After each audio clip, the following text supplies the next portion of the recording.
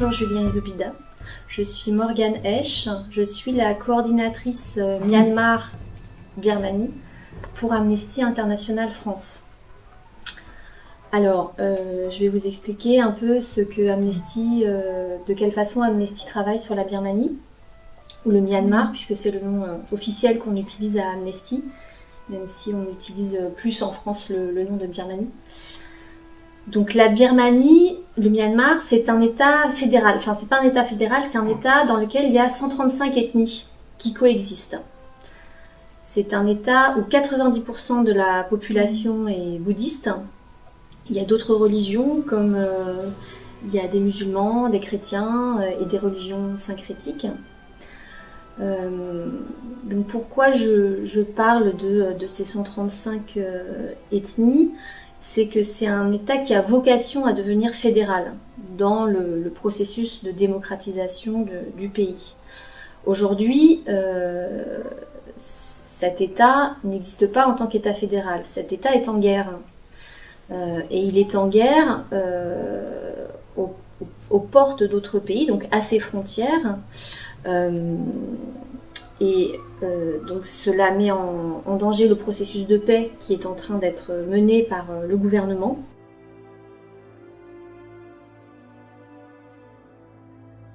On a besoin d'avoir de la stabilité parce que la communauté internationale regarde les conflits avec méfiance. Il y a un État qui n'est pas stable, on ne peut pas investir dedans. Pourquoi on a besoin aussi de la paix, c'est qu'on a besoin de modifier la Constitution.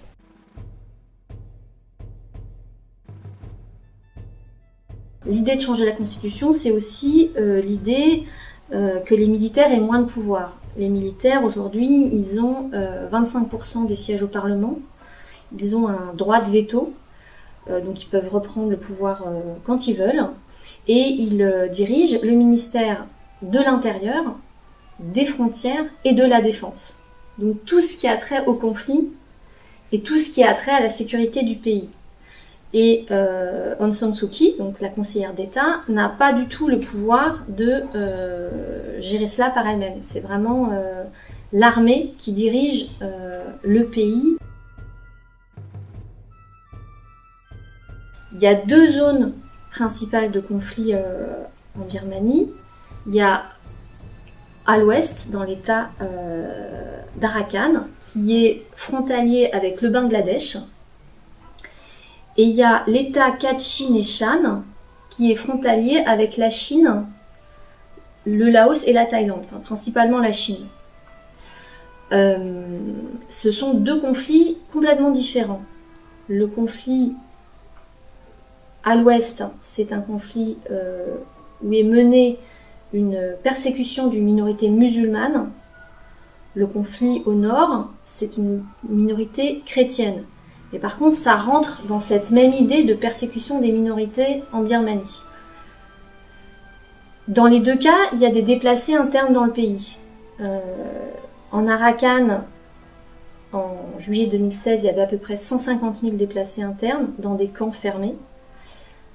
Dans l'état Kachin et l'état Shan, qui est aujourd'hui ce qui nous occupe plus particulièrement parce qu'on sort un rapport aujourd'hui, demain matin, sur la situation dans ces états-là, il y a 98 000 déplacés. Et il y a aussi une dizaine de camps fermés où les populations n'ont pas accès ni à l'aide humanitaire, ni aux soins, à la nourriture, ils n'ont pas le droit de se déplacer. Enfin, c'est des situations absolument catastrophiques.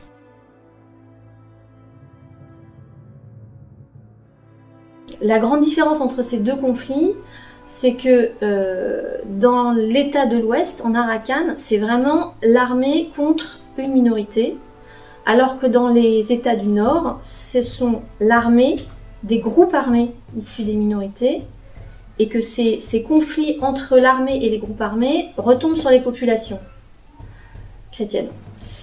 Donc on a un conflit qui en plus, c'est-à-dire que non seulement l'armée commet des exactions, donc des meurtres, des kidnappings, des disparitions forcées, enfin tout ce qu'on peut imaginer, mais les groupes armés eux-mêmes prennent à partie la population, enrôlent des enfants dans l'armée, les forcent à devenir parfois des guides ou et ils sont pris, les populations sont prises entre deux feux, même s'ils considèrent que les groupes armés a priori défendent plutôt leurs intérêts, mais malgré tout ils sont quand même des victimes de ces conflits.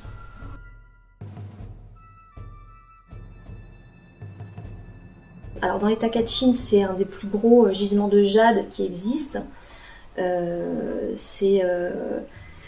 Ça se génère en milliards de dollars, donc forcément il y a des intérêts absolument majeurs pour l'armée pour récupérer ces territoires, puisque ce sont des ressources. Et puis par ailleurs, dans l'état Shan, c'est un des plus importants trafics d'opium qui existent. Donc c'est pareil, il y a des enjeux économiques, enfin pas économiques, mais des enjeux financiers absolument énormes pour l'armée. Et ce que voudraient aujourd'hui les minorités, ce qu'ils voudraient, c'est pouvoir aussi récupérer une partie de la maîtrise de leurs ressources naturelles.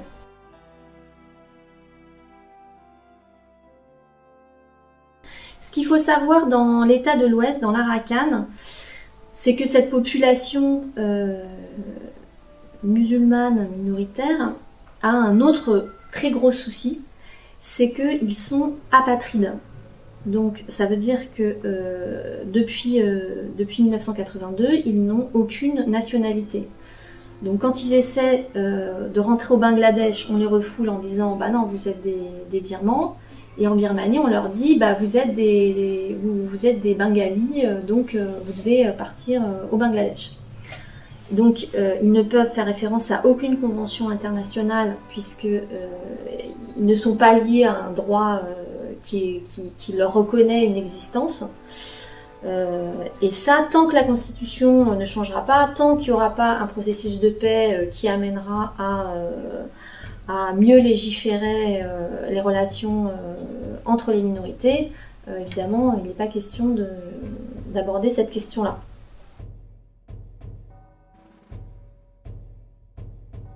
L'ONU, face à ces conflits, a demandé une mission d'établissement des faits, que ce soit dans l'état d'Arakan ou dans les états du Nord, Kachin et Shan, que pour le moment, le gouvernement ne souhaite pas que l'ONU fasse ces investigations. Et on est un peu dans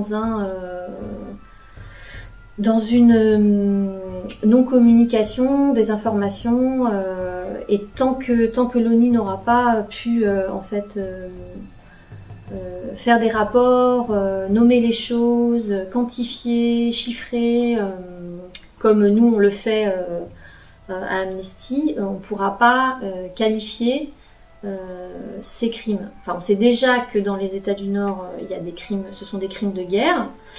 On pense qu'on peut qualifier ce qui se passe dans l'État d'Arakan de crimes contre l'humanité, mais tant qu'on n'aura pas complètement nommé les choses et quantifié, on ne pourra pas les qualifier avec certitude.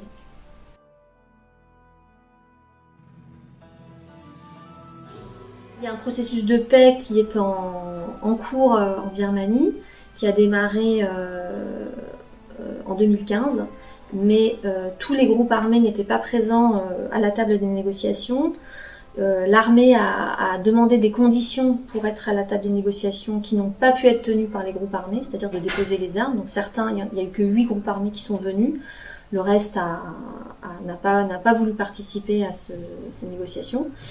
Et ce qui est prévu là, c'est que tous les 6 mois, il y ait des discussions pour que le processus de paix se mette en place progressivement. Mais bon, il faut bien comprendre que c'est quelque chose qui va prendre sans doute des années.